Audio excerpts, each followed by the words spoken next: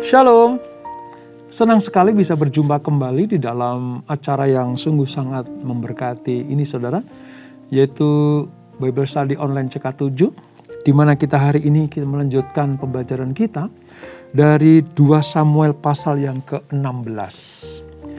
Nah, pertemuan terakhir kita belajar bagaimana Daud akhirnya keluar dari Yerusalem karena dikudeta, diancam, dikejar-kejar oleh anak sendiri yaitu Absalom.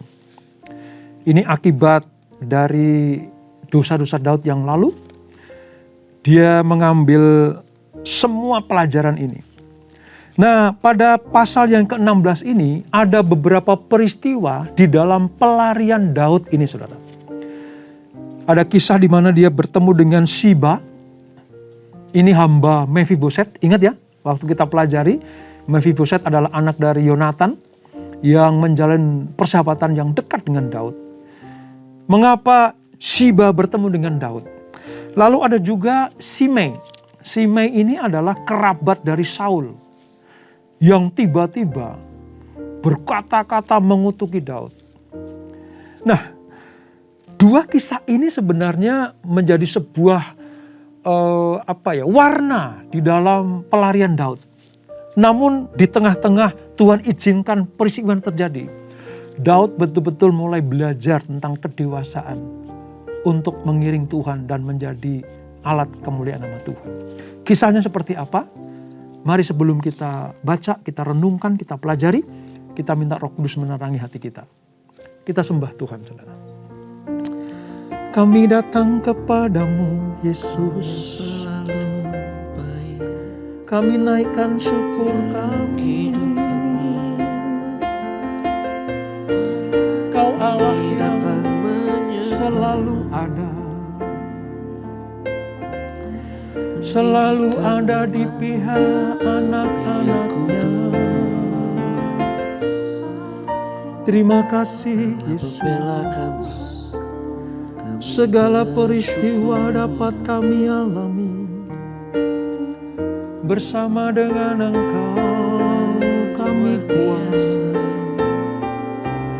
kami menang, kami cakap menanggung segala sesuatu.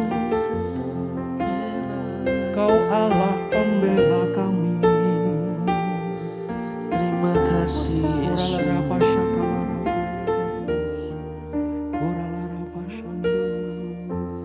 Allah yang bela. Siapa lawan Dia? Lebih dari pemenang dalam segala hal. Ku pasti dapat lakukan semua. Yesus yang beri kekuatan, oh terpujilah namanya. Amin Tuhan. Allah yang bela. Siapa lawan Dia? Lebih dari pemenang dalam segala hal. Ku pasti dapat lakukan semua. Yesus yang beri kekuatan, oh terpujilah namanya. Allah yang bela. Benar Tuhan. Siapa lawan Dia? Lebih dari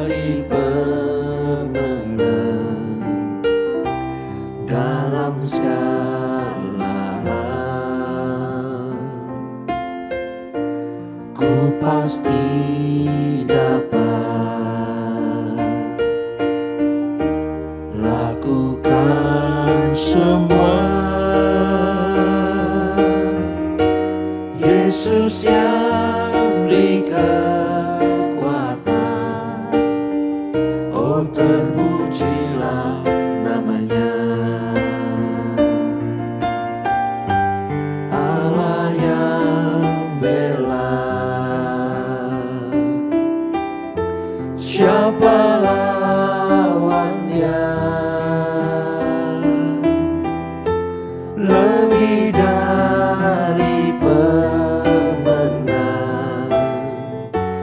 dalam segala hal.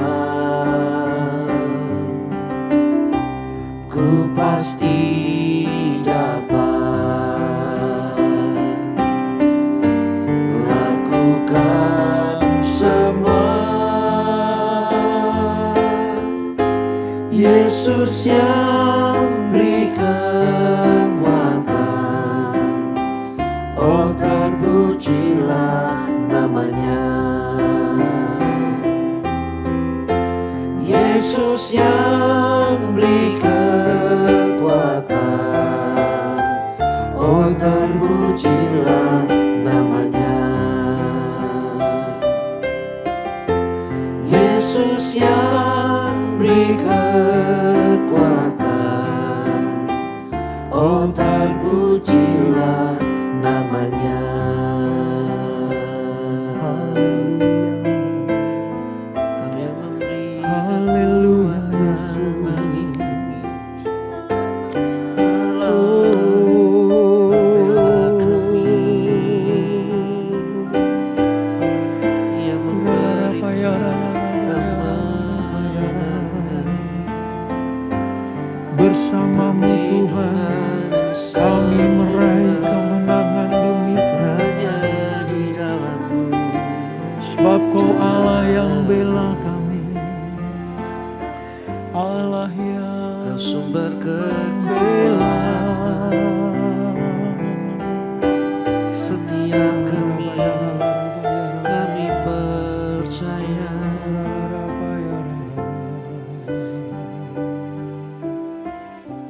Ya Tuhan, ku percaya, aku percaya. Lewati lembah air mata,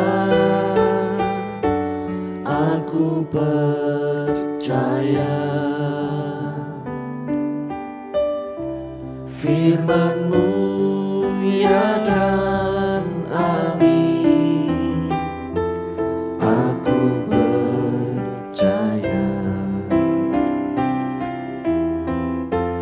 Kemenangan sudah Kau jamin, aku percaya. Ya Tuhan, ku percaya, aku percaya. Lewati lembah air mata, aku percaya. Firman-Mu ya dan amin, aku percaya. Kemenangan sudah Kau jamin, aku percaya. Ya Tuhan, ku percaya, aku percaya. Lewati lembah air mata, aku percaya. Firman-Mu ya dan amin, aku percaya. Kemenangan sudah Kau jamin, aku percaya. Ya Tuhan, ku percaya, aku percaya. Lewati lembah air mata, aku percaya. Firman-Mu ya dan amin, aku percaya. Kemenangan sudah Kau jamin, aku percaya. Kemenangan sudah Kau jamin, aku percaya. Kemenangan sudah Kau jamin, aku percaya. Ya Tuhan, ya Tuhan. Allah selalu membela anak-anaknya yang tetap setia dan taat kepadamu. Dan kemenangan sudah Kau jamin dalam hidup kami. Kami percaya akan hal itu. Terima kasih Bapak. Kami akan melanjutkan pembelajaran kami. Roh Kudus terangi hati kami, urapi kami, supaya kami mengerti seperti apa yang Tuhan maksudkan. Dengan demikian, kami semakin mengenal Engkau, semakin mencintai Engkau, dan mengasihi Engkau. Di dalam nama Yesus, mari yang siap belajar firman Tuhan, sama-sama kita katakan, amin. Saudara, ada 3 peristiwa yang terjadi di dalam 2 Samuel pasal 16 ini. Nah, mari kita pelajari satu persatu, saudara. Mulai dari ketika Daud bertemu dengan Siba. Ingat, Siba adalah pegawai atau pengasuh Mephiboset. Mephiboset adalah anaknya Yonatan, sahabat terdekat Daud yang mendapatkan perlakuan luar biasa dari Daud untuk Mephiboset tinggal di istana dan menikmati makanan bersama dengan raja-raja. Demikian firman Tuhan ayat 1 sampai dengan ayat yang ke-4 terlebih dahulu. Daud bertemu dengan Siba. Ketika Daud baru saja melewati puncak dalam pelariannya, dikejar-kejar oleh Absalom itu, datanglah Siba, hamba Mephiboset, mendapatkan dia membawa sepasang keledai yang berpelana dengan muatan 200 ketul roti, 100 buah kue kismis, 100 buah-buahan musim panas, dan sebuyung anggur. Lalu bertanyalah raja kepada Siba, apakah maksudmu dengan semuanya ini? Jawab Siba, keledai-keledai ini bagi keluarga raja untuk ditunggangi. Roti dan buah-buahan ini bagi orang-orangmu untuk dimakan. Dan anggur ini untuk diminum di padang gurun oleh orang-orang yang sudah lelah. Kemudian bertanyalah raja, di manakah anak tuanmu? Dia sedang tanya tentang Mephiboset. Jawab Siba kepada raja, ia ada di Yerusalem. Sebab katanya, pada hari ini kaum Israel telah mengembalikan kepadaku kerajaan ayahku. Lalu berkatalah kepada Siba, raja kepada Siba, kalau begitu, kepunyaanmu lah segala kepunyaan Mephiboset. Kata Siba, aku tunduk, biarlah kiranya aku tetap mendapat kasih di matamu, ya tuanku raja. Saudara, sepintas apa yang kita baca ini sepertinya ya keadaan baik-baik saja. Artinya sudah sewajarnya seperti itu. Kenapa? Karena di tengah-tengah larinya Daud dari Absalom, dia ketemu sama Siba. Sebenarnya Siba ini sengaja pengen ketemu Daud untuk mengambil kesempatan di dalam kesempitan. Mengapa saudara? Karena ternyata Siba punya maksud yang jahat. Maksud jahatnya seperti apa? Dia pengen menguasai harta yang tadinya menjadi milik Mephiboset. Dengan cara apa? Mempengaruhi Daud. Pada peristiwa ini Daud tertipu, saudara. Mengapa? Karena Daud memberikan semua yang dimiliki oleh Mephiboset itu kepada Siba. Saudara bisa bayangkan, di tengah-tengah penderitaan yang dialami oleh Daud, ada orang yang mengambil kesempatan. Untuk apa? Supaya Daud bertitah. Bertitah itu artinya memberikan keputusan yang mutlak, yang final. Dan keputusan raja, ingat ya, Daud masih raja. Walaupun sudah keluar dari Yerusalem. Siba berpikir, apa yang dikatakan Daud itu sifatnya mengikat. Keputusan raja sifatnya mengikat. Oleh sebab itu, dia berusaha sengaja untuk ketemu sama Daud bersama dengan orang-orang yang lari itu. Siba melihat kelelahan, kelaparan mereka, keletihan mereka, maka dia membawa sebuah barang-barang yang diperlukan oleh Daud dan para pengikutnya. Tadi dikatakan ya, ada muatan-muatan 200 ketul roti, ya, karena Siba melihat mereka mulai kelaparan. Lalu ada 100 buah kue kismis, 100 buah-buahan musim panas, dan sebuyung anggur. Semuanya, kalau saya melihatnya itu, untuk nyogok Daud supaya dia memberikan keputusan yang sangat-sangat diperlukan bagi Siba. Apa itu? Memberikan ladang harta kepunyaan Mephiboset kepada Siba. Dalam hal ini saudara, kita bisa melihat selain Daud tertipu, Mephiboset itu oportunis luar biasa. Yang dipikirkan cuma satu. Apa itu? Keuntungan pribadi. Dengan berbagai macam cara.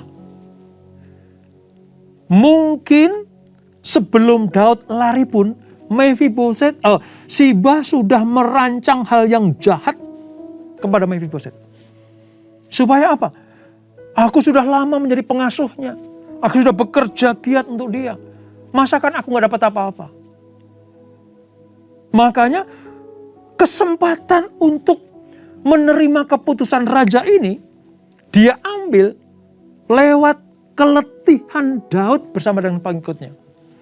Disogoklah dengan makanan dan anggur tadi. Dan akhirnya apa? Daud memberikan keputusan yang mengikat dan itu menjadi milik Siba. Lihat ayat yang ke-3 saudara, bagian bawah ya. Ayat 3 bagian bawah itu. Kemudian bertanyalah raja, di manakah anak tuanmu? Jawab Siba kepada raja, ia ada di Yerusalem. Sebab katanya, pada hari ini kaum Israel akan mengembalikan kepadaku kerajaan ayahku. Jadi Siba sudah mencium begini, nanti semua tanah, semua harta nanti akan menjadi milik raja yang baru ini, yaitu Absalom. Makanya segera dia datang kepada Daud. Apa yang terjadi saudara? Lalu berkatalah raja kepada Siba, kalau begitu kepunyaanmu lah segala kepunyaan Mephiboset. Ini benar-benar oportunis saudara. Ada orang-orang yang mengambil keuntungan dari orang lain. Kalau dalam hal ini rajanya yang sedang mengalami penderitaan dimanfaatkan oleh Siba. Ada orang-orang seperti ini. Dan ini mewarnai pelarian Daud. Daud mulai gak bisa peka lagi pada peristiwa ini. Daud bisa tertipu. Ya. Integritas dan kredibilitasnya hancur. Karena apa? Karena dia betul-betul kehilangan orientasi pada waktu itu. Sampai-sampai memutuskan, ya sudahlah. Karena engkau sudah ngasih aku makanan, karena engkau sudah mengasih aku berbekalan, lalu anggur tadi, ya sudah, apa yang aku putuskan milik Mephiboset adalah milikmu. Ini keputusan yang sungguh sangat kurang tepat pada diri Daud. Kenapa? Karena ada orang yang memanfaatkan di masa-masa sulit seperti itu. Dan ini banyak terjadi saudara di masa-masa sekarang ini. Orang bagaimana dengan cekatannya mengambil jalan jahat, kurang terpuji, hanya untuk mencari keuntungan di dalam kesempatan yang sempit itu. Ada orang-orang yang mementingkan dirinya sendiri seperti ini. Dan cilakanya, orang seperti ini mendapatkan bagian yang luar biasa. Sepertinya mendapatkan berkat yang banyak. Tapi nanti pada kisah-kisah selanjutnya saudara, bagaimana Allah tetap memperhitungkan hal itu sebagai sebuah kejahatan dan yang tidak boleh dilakukan oleh anak-anak Tuhan. Nah, ini peristiwa yang pertama. Bagaimana Siba memanfaatkan Daud untuk mendapatkan harta milik tuannya, yaitu Mephiboset. Peristiwa yang kedua, kalau yang pertama tadi bagaimana Daud tertipu. Tapi pada peristiwa yang kedua ini, bagaimana kebesaran hati Daud dan kerendahan hatinya menerima semua keputusan Tuhan. Mari kita lihat saudara, dalam peristiwa Simei mengutuki Daud. Simei itu siapa? Mari kita baca ayat ke-5. Ketika Raja Daud telah sampai di Bahurim, keluarlah dari sana seorang dari kaum keluarga Saul. Ia bernama Simei bin Gera. Jadi Simei ini kerabat atau keluarga Saul. Sambil mendekati raja, ia terus-menerus mengutuk Daud dan semua pegawai raja. Daud dilemparinya dengan batu, walaupun segenap tentara dan semua pahlawan berjalan di kiri kanannya. Beginilah perkataan Simei pada waktu ia mengutuk. Enyahlah engkau penumpah darah, orang dursila. Tuhan telah membalas kepadamu segala darah keluarga Saul yang engkau gantikan menjadi raja. Tuhan telah menyerahkan kedudukan raja kepada anakku Absalom. Sesungguhnya engkau sekarang dirundung malang karena engkau seorang penumpah darah. Ini kalau saya ringkaskan kira-kira ini. Rasain lo Daud. Kamu yang pernah mengecewakan, kamu yang pernah memusuhi ya, nenek moyangku, yaitu Saul, saudara dan kerabatku. Sekarang rasain lo bagaimana anakmu mengkudeta engkau. Ini buah dari penumpahan darahmu. Kira-kira Simei ngomong seperti itu. Dan itu diucapkan terus-menerus. Sambil apa? Melempari Daud dan orang-orang yang ada sekelilingnya dengan batu. Sudah berkata-kata kutuk seperti itu, dilempari pula dengan batu Daud itu. Lalu apa yang terjadi? Lihat ayat yang ke-9. Lalu berkatalah Abisai anak Seruya kepada raja. Jadi salah satu pendamping atau orang yang mengikuti dalam pelarian itu adalah Abisai. Mengapa anjing mati ini mengutuki Tuanku raja? Izinkanlah aku menyeberang dan memenggal kepalanya. Ini Daud tenang, ya. Daud dapat mengontrol dirinya, Daud dapat menguasai dirinya, tetapi para pegawainya, orang-orang sekelilingnya itu udah mulai gerah. Udah gak bisa menahan amarahnya. Sampai dia begini, Raja, izinkan aku memenggal kepala orang yang kurang ajar nih. Bahkan dikatakan, ini dikatakan apa saudara? Ayat 9 tuh. Anjing mati ini. Ini sebuah derajat paling rendah. Karena Abisai sudah tidak bisa menerima lagi perkataan Simei itu. Ini raja dikata-katain, raja dikutuki. Udah gitu dilempari dengan batu. Sudahlah, pancung saja kepalanya ya raja. Dia usul kepada Daud. Apa jawaban Daud? Tetapi kata raja, ayat 10. Apakah urusanku dengan kamu, hai anak-anak Seruya? Biarkanlah ia mengutuk. Sebab apabila Tuhan berfirman kepadanya, kutukilah Daud, siapakah yang akan bertanya, mengapa engkau berbuat demikian? Hei, anak-anak Seruya, Abisai, aku gak punya urusan dengan kamu untuk masalah ini. Kalau Simei berkata-kata seperti itu, dan itu karena Allah yang mengutusnya, Allah yang menyuruhnya, aku bisa apa? Kira-kira seperti itu. Ini memang bagian yang aku harus tanggung. Ini memang hak Tuhan untuk menguji aku seperti ini. Ayat 11. Pula kata Daud kepada Abisai dan kepada semua pegawainya, sedangkan anak kandungku ingin mencabut nyawaku. Terlebih lagi sekarang orang Benyamin ini. Biarkanlah dia dan biarkan ia mengutuk. Sebab Tuhan yang telah berfirman kepadanya demikian. Wow. Saudara, ketika Daud sudah mulai bertobat, ketika Daud sudah meninggalkan jalan-jalan yang jahat, maka semua konsekuensi dosa yang ditanggungnya itu disikapi dengan hati-hati, disikapi dengan penuh hikmat. Supaya apa? Supaya dia tidak mengulangi dosanya kembali. Sampai-sampai Simei, kerabat dari Saul ini, orang Benyamin ini, dibiarkan ketika dia mengutuk Daud. Bahkan dia mengambil sebuah kesimpulan, kalau Tuhan yang nyuruh dia, aku bisa apa? Gitu. Ya, pada peristiwa dia tertipu oleh Siba, itu kelemahan Daud. Tapi kita bisa melihat bagaimana dia memiliki keteguhan hati untuk tidak melakukan kejahatan. Kalau masalah Siba, yang jahat jelas si Siba. Tapi masalah Simei, Daud tidak mau terperangkap dengan cobaan iblis supaya mengulangi dosanya kembali. Untuk apa? Balas dendam. Untuk apa? Membunuh Simei. Yang notabene adalah kerabat Saul yang pernah mengejar-ngejar dia. Tapi lihat sikap Daud luar biasa. Ya. Ayat 12. Mungkin Tuhan akan memperhatikan kesengsaraanku ini dan Tuhan membalas yang baik kepadaku sebagai ganti kutuk orang itu pada hari ini.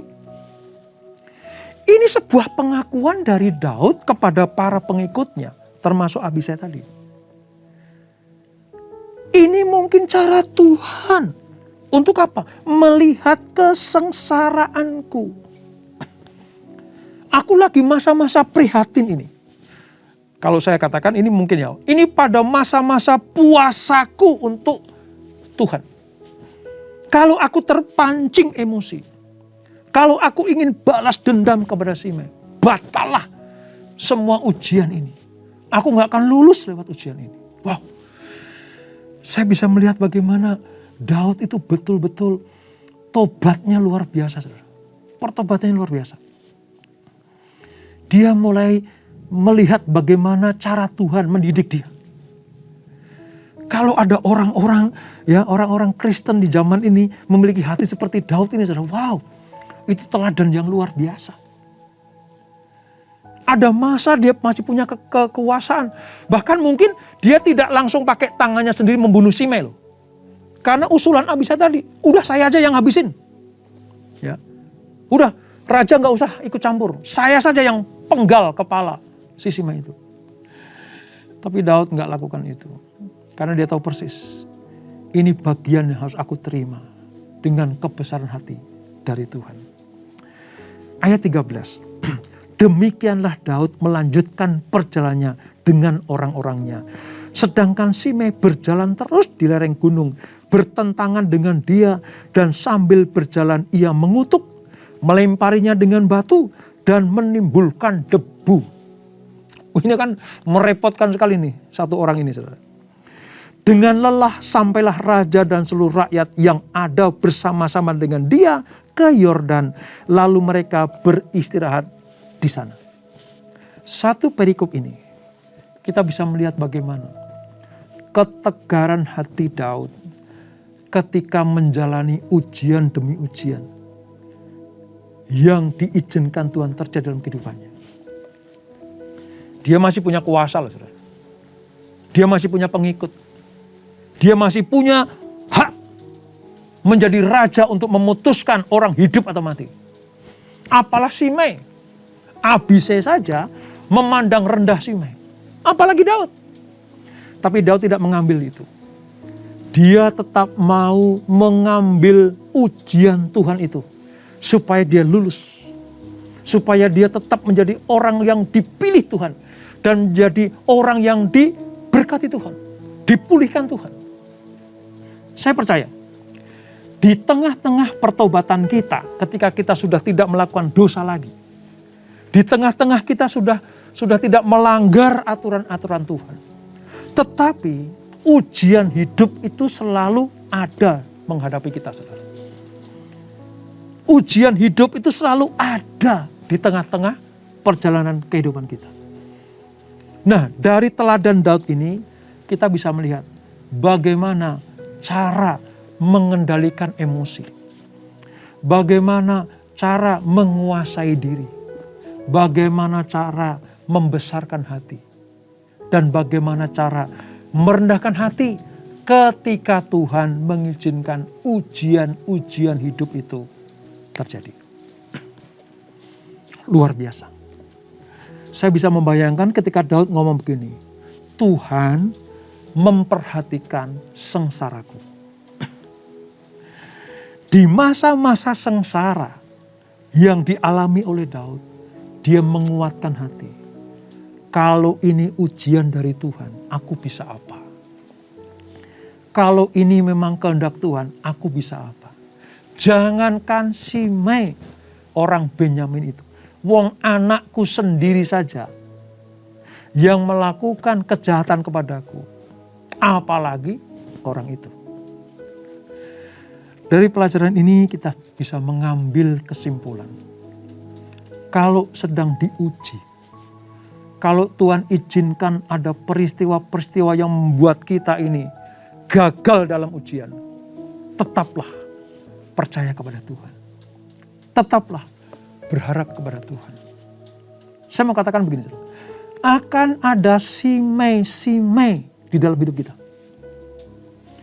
Berusaha untuk membuat kita berbuat salah lagi. Berusaha untuk menjerumuskan kita kepada dosa lagi. Berusaha untuk menarik kita supaya kita tidak mengikuti jalan-jalannya Tuhan. Tapi puji Tuhan, Daud tetap percaya kepada Allah bahwa ini semua terjadi sebab Tuhan sedang melihat sengsaraku. Dan terbukti nanti, saudara, kebenaran selalu menemukan jalan untuk kembali. Suatu saat nanti, ketika Daud kembali ke Yerusalem, menjadi raja karena Absalom sudah mati, Simei termasuk orang yang menyongsong Raja Daud. Nanti akan kita pelajari itu. Selalu ada buah yang manis dari orang-orang yang mengutuki kita, mengata-ngatai kita, bahkan mungkin menggosipkan kita. Kalau kita tetap percaya kepada Allah, menyerahkan semua itu kepada Tuhan, selalu akan ada buah kehidupan yang manis. Terbukti apa? Tanpa teguran, tanpa hukuman dari Raja Daud, nanti satu saat Simei akan berbalik menyongsong Daud ketika Daud kembali ke Yerusalem. Seperti saya katakan tadi, kebenaran selalu menemukan jalan untuk kembali. Selama kita tetap ada di dalam Tuhan, maka pembelaan seperti pujian tadi, Allah yang bela, Allah yang memberikan kekuatan. Dan kita akan mengalami kemenangan demi kemenangan. Karena bersama dengan Tuhan, kita cakap menanggung segala sesuatu. Dan itulah 2 Samuel pasal yang ke-16. Kita tundukkan kepala. Bapa, terima kasih untuk anugerah-Mu. Terima kasih untuk pelajaran yang luar biasa ini. Di tengah-tengah pelajaran Daud, ada gambaran-gambaran kehidupan yang dialami oleh Daud. Ya diuji, ya dicobai. Ada kalanya Daud kurang peka terhadap tipu muslihat Syibah ini. Tapi ada kalanya kebesaran hati Daud itu dinampakkan dengan jelas. Bagaimana Daud tidak membalas kejahatan dengan kejahatan. Ketika Shimei, keluarga dari Saul ini mengutukinya, bahkan melempari dengan batu rombongan Daud itu. Daud tahu persis, jangan membalas kejahatan dengan kejahatan. Dan kalau ujian ini menimpa kita, kalau pencobaan itu diizinkan Tuhan terjadi, percayalah, kita bisa apa? Selain kita berserah, selain kita menyerahkan semua itu kepada Tuhan. Dan terbukti, pada akhirnya nanti, ketika Daud kembali ke Yerusalem, salah satu orang yang menyambut kedatangannya adalah Shimei. Terima kasih Bapak untuk pelajaran yang sungguh luar biasa ini. Ajarkan kami memiliki kebesaran hati dan kerendahan hati seperti Daud ketika dia bertobat dan kembali kepada jalan-jalannya Tuhan. Supaya kemenangan demi kemenangan dan pembelaan Allah itu ada bersama-sama dengan kami. Terima kasih untuk media Bible Study Online CK7 ini. Kami semakin mengenal Tuhan, mengenal hatinya Tuhan, cara-cara Tuhan untuk mempersiapkan anak-anaknya mendapatkan kemuliaan dan mahkota kehidupan itu. Dan Daud, teladan yang luar biasa tentang penguasaan dirinya ketika dia diuji di dalam pertobatannya. Terima kasih Bapak, berkati keluarga demi keluarga. Usaha, bisnis, pekerjaan anak-anakmu diberkati Tuhan. Pelayanan kami semuanya diberkati Tuhan. Dan sebelum kami berpisah, kami siapkan hati kami terima berkat yang daripadamu. Kekasih Kristus arahkan hatimu kepada Tuhan. Terimalah berkat, kasih anugerah dari Allah Bapa yang berlimpah-limpah di dalam anaknya yang tunggal Tuhan Yesus Kristus. Dan persekutuan yang manis dalam Roh Kudus menyertai kita semuanya. Mulai saat ini sampai Maranatha. Yesus datang yang kedua kali menjemput kita semuanya. Bertemu di awan-awan yang permai. Menikmati kemuliaan kekal sampai selama-lamanya. Yang diberkati. Sama-sama kita katakan amin. Tuhan Yesus memberkati.